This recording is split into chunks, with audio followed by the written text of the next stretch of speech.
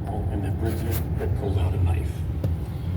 They brought me back to this room back there where she was sitting, and as soon as she saw me, she said, "Get him out of here. He's not my real dad."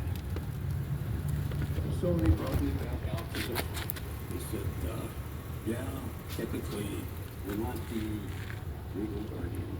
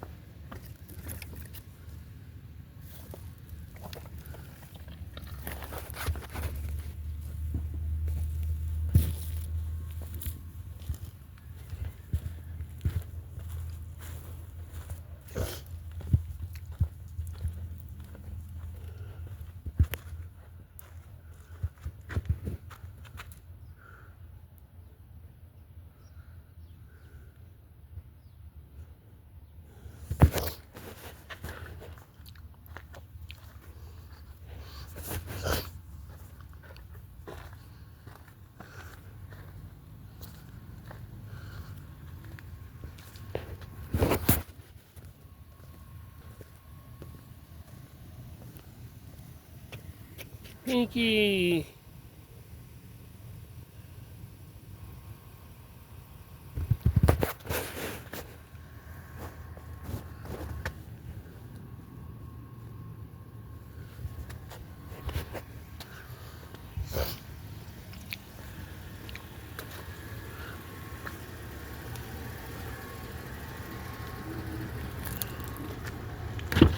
And I said, hell yeah, I'll do it. And I said, but why aren't you asking your real dad? And she said, I am.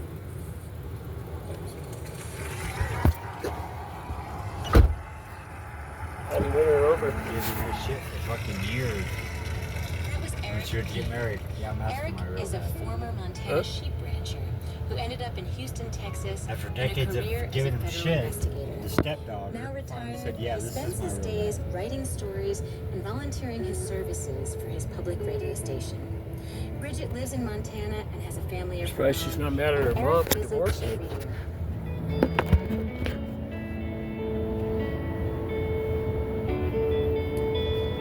Surprised she's even gonna live with you. You can share the stories from this hour or others from the Moth Archive through our website, themoth.org. Find us on social media too. We're on Facebook, Instagram, Twitter, etc. at The Moth. This hour has been about Guess snow coming progress. in tomorrow. Taking the smallest step, after all, is still movement. And maybe you'll tell a story about the journey. Check out the Moth's schedule on our website and find out about our online slams and throw your name in the virtual hat. We want to hear your stories. That's it for this episode of the Moth Radio Hour. We hope you'll join us next time. I'm gonna buy a guitar for $49. Off a Tumo. How much? $49. You should be able to get it for a couple hundred. Your host for this hour At the was most. Sarah Austin Jeunesse. Grand Slam coaching by Well, Michelle it's good. Zalewski, Good- and in good the deal. Moth The Teacher guitar doesn't Institute last very long. by Doesn't Kim last very Lopez long. and Nico Williams. Should The get a rest chance of to the play Moth with it again. directorial staff includes Catherine Burns, Sarah Haberman, Jennifer Hickson, and Meg Bowles. Production support from Emily Couch. Our pitch came from Jeff Hinton. Small stories are true, as remembered and affirmed by the storytellers. Our theme music is by The Drift. Other music in this hour from The Magic Lantern, Stowwagon Symphonette, Julian Lodge, Keith Jarrett, Jan Gabarek, Holly Danielson and John Christensen, Dave Douglas, Blue Dot Sessions, and Bill Frisell. You can find links to all the music we use at our website. The Moth Radio Hour is produced by me, Jay Allison, with Vicki Merrick at Atlantic Public Media in Woods Hole, Massachusetts. This hour was produced with funds from the National Endowment for the Arts. The Moth Radio Hour is presented by BRX. For more about our podcast, for information on pitching us your own story, and everything else, go to our website, I have a little bump on my themoth.org. forehead. Right here. This is CPR News, 89.5 FM KPRN Grand Junction, I haven't heard that 88.3 first part FM right there when it came down. KPRH Montrose, 88.3 FM Oops. KPYR I wasn't going very Quay, fast, I was just and walking. at CPR.org. That's a complete rough journey on this shit.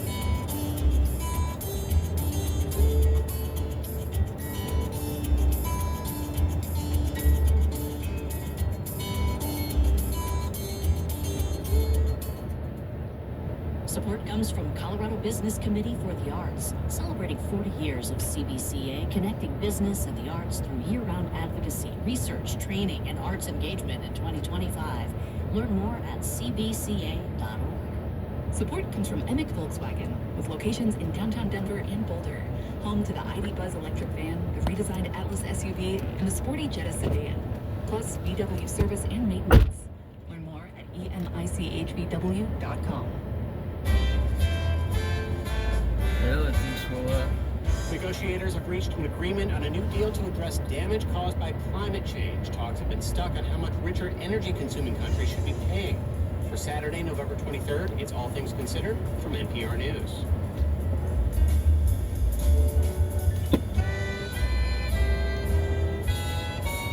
I'm Scott Datro. Ahead, the latest on a week of escalating attacks in Ukraine. We'll also talk to Cynthia Erivo about the relationship at the heart of the new movie Wicked. Both the on-screen friendship between Elphaba and Glinda and the on-set bond she forged with co-star Ariana Grande. We both decided that we would be good to each other. The more we felt safe, the easier it was to tell the story.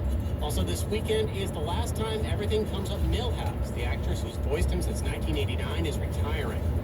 People come up to me and they quote Millhouse lines. I live the whole day. First News. Live from NPR News in Washington, I'm Janine Hurst. President-elect Donald Trump today nominated Brooke Rollins as Secretary of the Department of Agriculture. She served as the Director of Domestic Policy Council in his first administration. Trump also tapped billionaire investor Scott Bessent as his Treasury Secretary. That's a position with widespread responsibilities in economic, regulatory, and international affairs. NPR's Scott Horsley has more.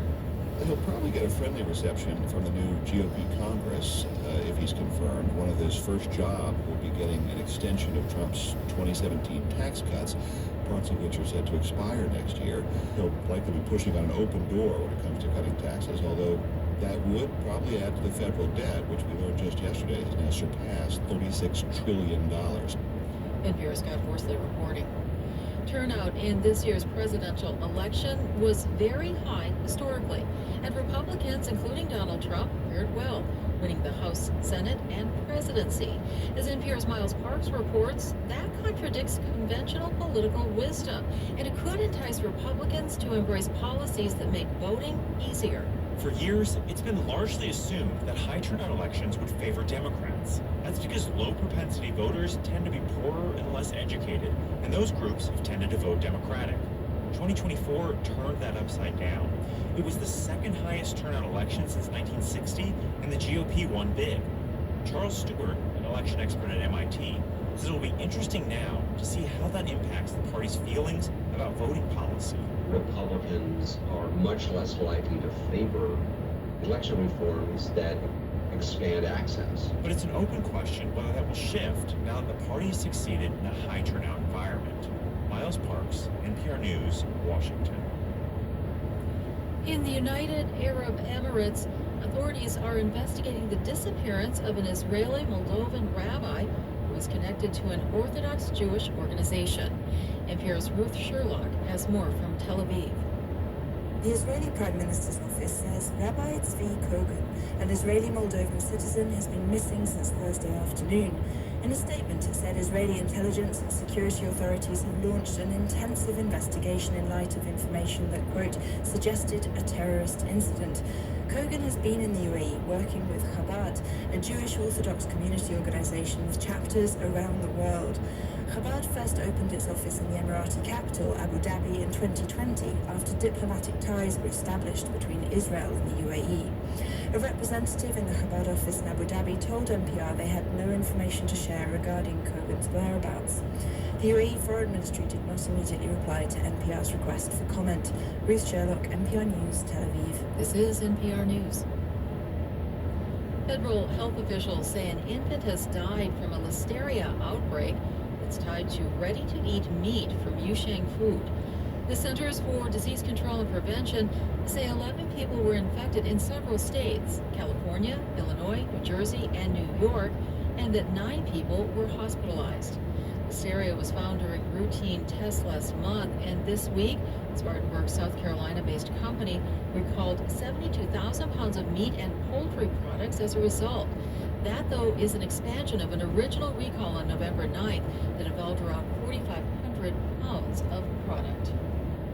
The championship match in the National Women's Soccer League is set for tonight, 8 p.m. Eastern, in Kansas City.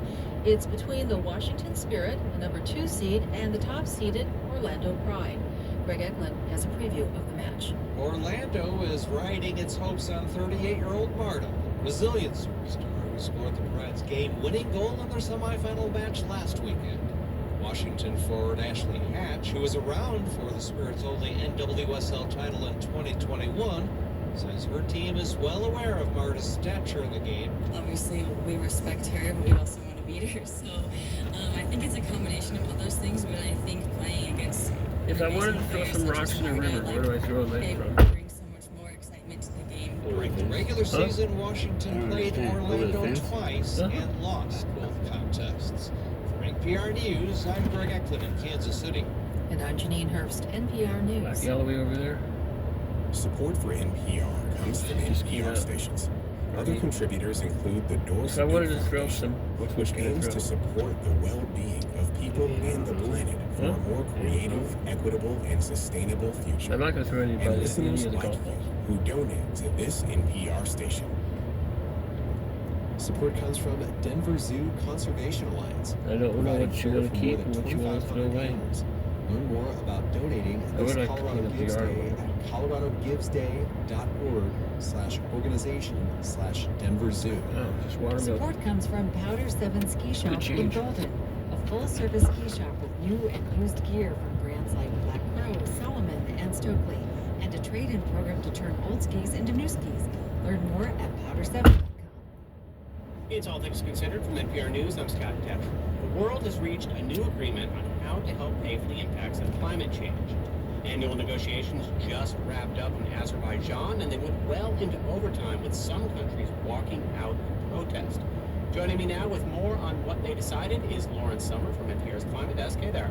Hi, Scott. So 2 weeks of negotiations. What have been the big sticking point? So this summit has been all about the money. The debate has been over the dollar amount that richer countries will send to developing countries that have contributed the least to climate change. And that's for things like reducing their carbon emissions through renewable energy projects or preparing for the impacts of climate-related disasters like more intense storms. This is known as climate finance, and developing countries are pushing for a lot more than richer countries are willing to deliver. What was the main argument they were making as they tried to get that point home? Yeah, so lower-income countries are seeing some of the worst impacts from climate change, flooding and hurricanes and droughts that are getting worse. They've done little to cause that because their carbon emissions are low. It's really the wealthier countries that are responsible for most of the emissions. So developing countries say they're owed for all those damages. Here's how Sierra Leone's climate minister, Jiwo Abdullahi, described it at the talks. These numbers are not just abstract, they affect our people on a daily basis. The floods, the droughts affect the lives of our people. Our people are paying for this climate crisis already with their lives and their livelihoods. Abdullahi was actually one of the ministers who walked out on negotiations for a bit today, along with other African countries and small island states, because it was over the dollar amount that richer countries were offering. Too. Okay, so what was the final agreement that was just coming to? Yeah, so the agreement is for developed countries like the U.S. and the European Union to hit $300 billion per year in climate finance by 2035. And then there's a larger goal to ramp that up to $1.3 trillion per year. Fuck you guys, always spending all that on climate control anyway. China be official contributors. It's just fucking stupid, don't you think? China wanted to keep its contributions voluntary, and that $300 climate is going to do what climate's going to do. Many developing countries wanted to see. And there's really not You're much we talking can do about the about it. U.S. there, and that's of course the Biden administration. President-elect Trump takes office in January. So, given that, what are the chances the U.S. follows through on that pledge for climate funding? Yeah, it's a really big question. It's unclear because if you remember, when Trump was president, he pulled the U.S. out of the major climate agreement. That's the Paris Agreement. He has not wanted the U.S. to be part of this in the past. This year, the Biden administration says it supplied $11 billion. But, you know, even if Trump undoes the U.S. commitment, some funding could continue, like from the World Bank, which the U.S. contributes to. The U.S. election happened right before these talks began. I'm curious, how much did that cast a shadow over negotiations, especially given that the world is already behind? But we don't contribute as much to the World Bank anymore. I think there's no doubt it had a What was major that? impact. You know, at the talks, the Biden administration was So I trying bet to we make don't clear contribute that to the shift World renewable Bank as energy much in the US anymore. is already underway, and it's going to keep going. Here's what U.S. climate envoy John Podesta said to other countries. This is not the end of our fight for a cleaner, safer planet. Facts are still facts. Science is still science. The fight is bigger than one election, one political cycle, in one country. The U.S. has been cutting its carbon emissions, in part because of the Biden administration's flagship The only thing that they could really do stop is our emissions on our cars, consumer tax credits for our electric coal that we cars, burn, heat pumps. and other stuff. Many of the clean energy It's manufacturing really not projects going to do any in good. big You plants got have gone into 100,000 cars running around. If everybody goes to the electric car, yeah, it's going to make it a little bit better. But then again, what are you going to do with all these cars? But you know, the big It's just going to be junk. right? Countries need to cut their emissions. Just kind of, behind on doing we're that, just right? set in a no-win situation. More than the goal for the Paris Agreement. All countries are supposed to announce new pledges. They're going to do that. They're going to shut down everything. To keep the planet from that even People aren't going to be able to get to work. Climate change. The Biden administration says it still plans to release its new pledge, even as it's heading out the door, and that's going to be a huge focus of climate negotiations next year, which is really cutting emissions. Price is going to go up. You're not going to be able to afford it. Yeah, thank you. Down. They have to. People can't afford electric cars. Unless you got money to begin with. Yvonne Morley Chisel was on an annual retreat with More other expensive than professionals. regular She had cars. sort of a eureka moment. We were meeting in the city of Leicester, and I thought, Leicester. What Oh, are you didn't they looking just for? find that guy under a car park? That guy she's referencing is Richard III, the English king from the late 15th That's Z, century. right? One mostly Yeah, known that's these Z. days as one of Shakespeare's most iconic villains. His skeleton What if he's found looking for 2 rocks to years throw in? earlier, buried under a parking lot. An exciting enough discovery for the general public, sure, but a I'll go inside and check my email. for Morley Chisel. You coming in soon, or you just out for a while? Profile. Because it turns out there is a lot a skeleton can tell us about human voice. We can predict I like know. a pitch Friday range night. of a voice from a skeleton. One professor had already taken this skeletal discovery a step further. A craniofacial reconstruction of Richard's face, meaning his entire face had been digitally mapped. That got Morley Chisholm's attention. Well, I took one look at that and thought, Do you have enough money to put gas in? wow, what else Huh? could we know? Yes, that question Hey. became the catalyst for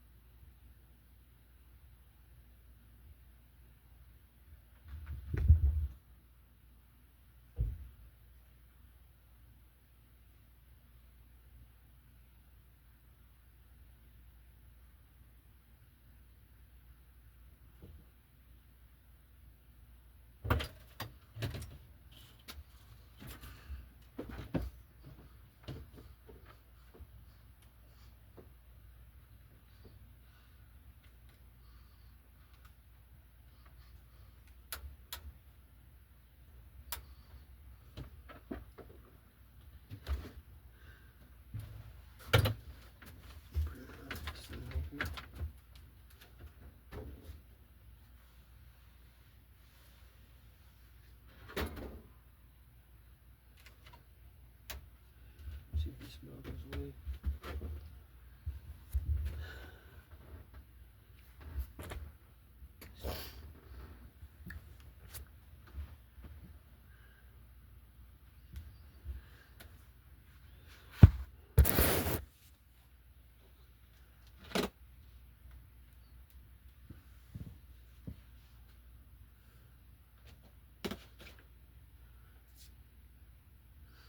I remember when one of Ron's friends wanted to fight me. Not Ron, but oh, whatever the guy's name was. Derek knew him. He's doing everything he could to pick a fight with me. 2667.6.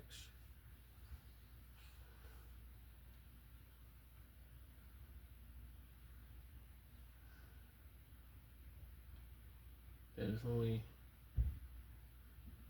34.3.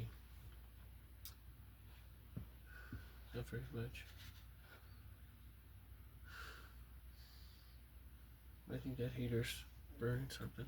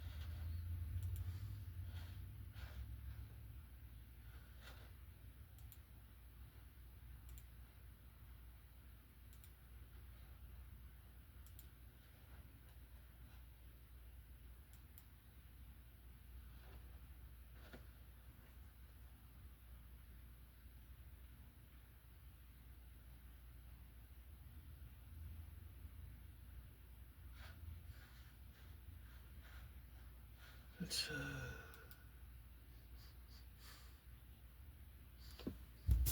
put on in these damn shoes.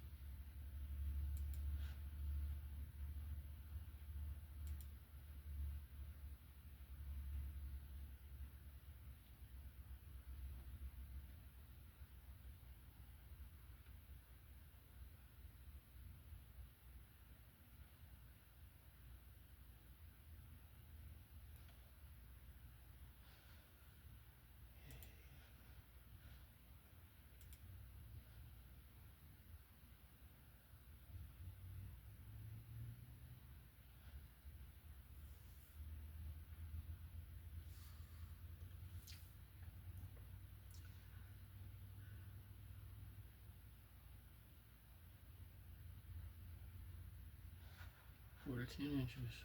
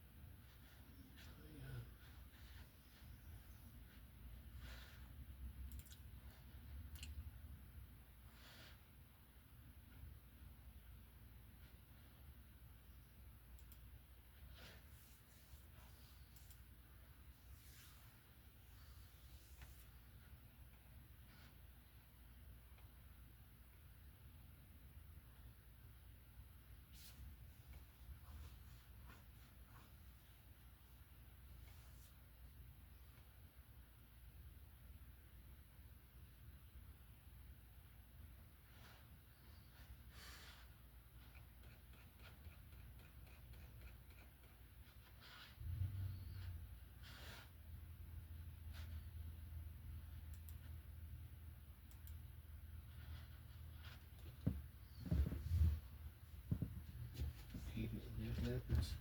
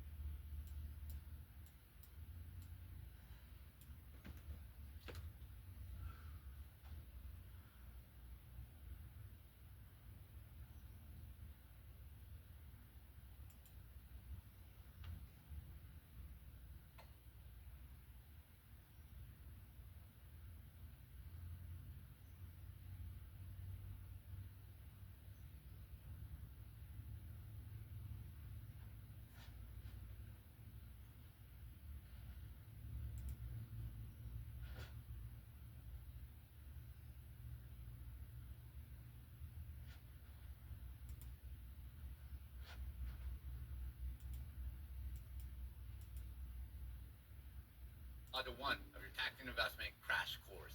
In the next few minutes here, you're going to learn exactly how our valued client, Christina, a mother of 8 children, 2 biological, 6 adopted,